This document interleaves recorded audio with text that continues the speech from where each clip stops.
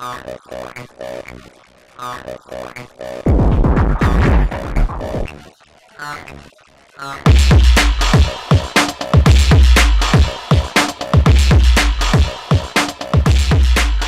up, guys? It's Corsi from Gaming Legits. If you hear birds chirping in the background, I'm sorry. It frustrates me just as much as it frustrates you. But my apartment is literally freezing cold from this winter storm that occurred just before Thanksgiving. It's absolutely crazy. Apparently, this is like the worst winter for Bellingham, Washington area since the 50s or something. We got like the opposite of like the warm winter that we had last year, and it's going to be absolutely crazy. We got snow before Thanksgiving, which is baffling for where I live, and it might not be for you, but it's absolutely crazy. Freezing cold in my cheap ass apartment. They like don't seal the windows, and so all the cold air just like leaks in, and so I have to like have all of my animals. We have 2 birds, 2 cats, and you know I have to keep them in the living room because otherwise they're going to freeze their asses off. If you're wondering why the screen just suddenly dimmed, it's not you, it's not your computer monitor, it's actually me. This was a 20-minute recording. Remember, this is part 2 of the first part of the Capture the Flag game. When I recorded this, I left. I didn't stand there and watch the 20-minute game I just literally played. And suddenly I look over and I see my screen is dimmed, and it's because of the inactivity on the Xbox, so I had to touch my controller's joystick. That sounded sexual. And lightened it back up for you, so sorry about that. Couple things I want to touch on are related to stuff I mentioned in the first commentary for the CTF part 1. Right off the start of that commentary, I said something and I didn't even address it in the video, so I apologize for that. But I talked about the sickness you gotta fight, and it's not a perfectionist. Okay, maybe I should preface first because you're probably wondering what I'm talking about, sickness and perfectionist. It's the YouTube commentators that have to be posting videos of them getting 40+ kills with little to no deaths, and that every single person's like, there's this like rivalry going on for YouTube postings of, check it out, I was able to do it, I got a 40 and something flawless game, or I got a 60 and something flawless game, or I got 60 and only 1 death. It is ridiculous. C. Anders' last video addressed that he's a perfectionist, and it's really hard for him to post videos that he does not, you know, if he dies more than a couple times, it, you know, frustrates him quite a bit because he's a perfectionist. It's not that you're a perfectionist, buddy, because I'm a perfectionist too, because I am a web designer. It's a sickness, because I had the same problem when I was first playing Modern Warfare 2. And run and gun gameplay is a lot funner for people to watch. It's a lot more objective based, and anybody can play super slow. Make sure that every single time you turn a corner, your ass is covered against some wall to limit the opportunities an enemy has to kill you, and be posting a crazy gameplay or a crazy score, especially if you work 24/7 with Machinima and your job is to play video games. It's not that freaking hard to post a 40-something game when you're using chopper gunner, dogs, and your teammates are stupid and you're playing against bad people. I know I'm kind of raging right now. I'm just talking about, it just bugs me because literally all of the YouTube top videos right now they have the kill death ratio in the description. It's in the description. There's no objective gameplay, and if it is, it's not the top on YouTube. It's like off of Optic Gaming or Huppet Gaming, which is an excellent channel. Woody's Gamertag, love the guy. Wings of Redemption, huge fan of Wings of Redemption. I actually didn't like Wings of Redemption like 6 months ago, and I've like turned around. I actually absolutely love the guy now. What he's doing with Woody's Gamertag and how they kind of united outside of Machinima. He doesn't really do too much Machinima stuff anymore.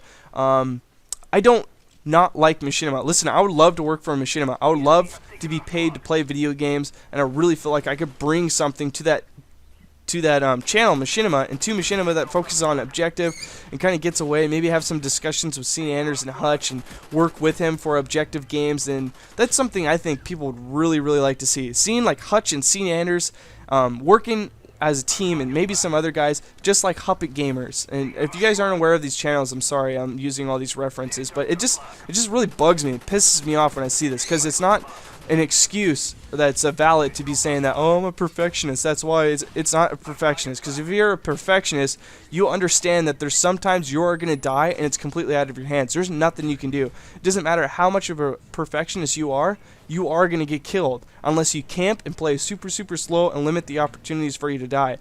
And I have a couple friends that play that way, and it's super aggravating and deterring when you're trying to play an objective and they're doing that. It gets really annoying. And so what I'm going to say is that it's a sickness. You need to be able to fight it and overcome it. I know I had that problem in Modern Warfare 2 before I was doing commentaries and recordings. That guy just fell to his death. That's pretty funny. I'm sorry I rage right there. It's just something that really gets on my nerves and bugs me completely. And no, I don't want, this is the problem. Whenever I, announce or say stuff like this, I'm going to have a couple people leave comments area. What are you talking about? I love seeing Anders. Listen, I like the guy. He's a very nice guy. He's very smart, very educated. I like his videos. I just don't understand this YouTube race for whoever has the best kill death ratio, and it's just absolutely baffling to me.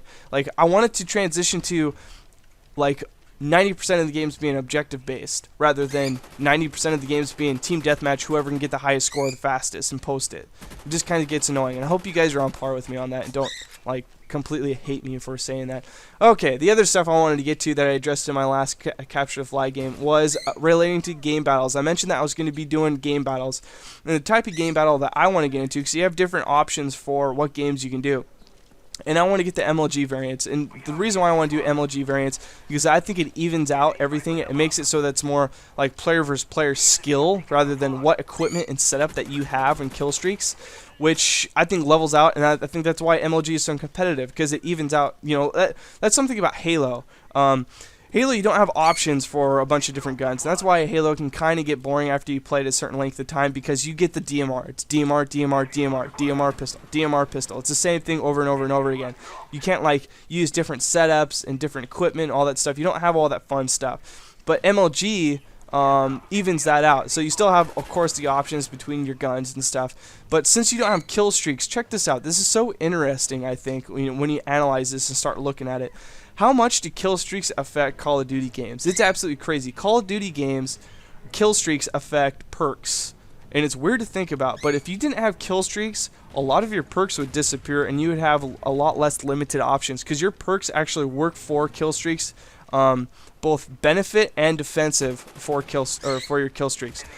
It's just weird. I don't know. Maybe it's not weird for you, but it's tripping me out. Ghost is such an awesome perk, but why is Ghost so good? Ghost is good because it works against a kill streak that's so easy to get, called the spy plane. What use would Ghost be if you didn't have kill streaks that allowed you to get spy planes? It would be absolutely pointless. What's the point of Ghost Pro? Ghost Pro hides you from advanced kill streaks like chopper gunner, gunship, stuff like that. Ghost Pro, pointless. Again, why? Because no kill streaks. So you can take that off of a first tier perk, limits your options down even more. So nobody, you're not going to be playing against anybody in game battles, MLG variants using Ghost. The next thing, Hardline Pro. What does Hardline do? Let alone Hardline Pro. Hardline Pro works to get you kill streaks. Works to get you kill streaks faster. You're not going to be able to have that option anymore, especially if you don't have kill streaks. Why are you going to be addressing Hardline Pro? Take that off. So again, you can see that just by kill streaks, you take those out, you start refining the game a little bit, making it more competitive for these MLG variants. I'm so excited and interested to see how these game variants are going to be, seeing the setups that people are going to be used. I think when I looked at the kill streaks and I was looking across all the different ones, the options that I had for perk 1, I think the only one that I saw that was available that would made any sense is lightweight. Scavenger, what's the point? Really, you're going to be playing objective and be running around so much that having a scavenger to reload your ammo, pretty much pointless. I don't see any need for that at all, unless you're going to be camping and defending your objective of any sort. So basically lightweight I can see, or that I see right now, is the only one that I see of value to game battles. Very interesting. Equipment is not allowed in game battles MLG variants. What does this do to kill streaks? Well, Hacker Pro. It's something I love to use for objective games. I'm sure you do too. If you play objective games, you understand the value of it. You can see the motion sensors, the tripod camera, the radar jammer, and claymores. It's something that gets super annoying because people put claymores on objectives all the time. So when you go to capture a flag, I'm sure you've seen it in this game, that I get killed a couple times, and I think I ignore one of the claymores and dodge it just last minute before I try to take their flag. But I don't have Hacker addressed on this class because I just prestiged, and so what I'm trying to do is try to amp up my options for guns and stuff before I enter into the game battles, because I got offered this and I'm like, shitballs, I have no weapons, I have nothing. I just unlocked the Galil and I have the FAMAS now, and I have the AUG, and so I have options now, so this is good. But I'm trying to get the pro versions for the perks before I enter in game battles, because pro versions of the perks are so much more advanced and beneficial than the non-pro versions. Like Marathon, what does Marathon Pro do versus Marathon? Marathon by itself, who cares? It doesn't do much. It adds maybe 10 feet of extra run off of the initial sprint, but then after that you're back to running in these little tiny stints of sprinting. Marathon Pro, unlimited sprinting, way better, and it's going to be huge for game battles. I can see that right now. But anyways, I was talking about Hacker. Hacker, basically, since there's no equipment, it's not going to be an option to use for the MLG Game Battles game. So look forward to that. I don't know exactly when I'm going to be getting recordings for that, and I hope I'm going to be posting those. I don't know if I'm going to be doing live commentaries on those. Probably not. I'm probably going to just be recording our game and then going over it and my experience of talking about it. So look forward to that. Hey, thank you guys so much for the support. I haven't really enlightened on that for a while now, but I love you guys for it. Thank you so much for making my channel what it is. God bless. Love you guys, and I'll see you in upcoming vids.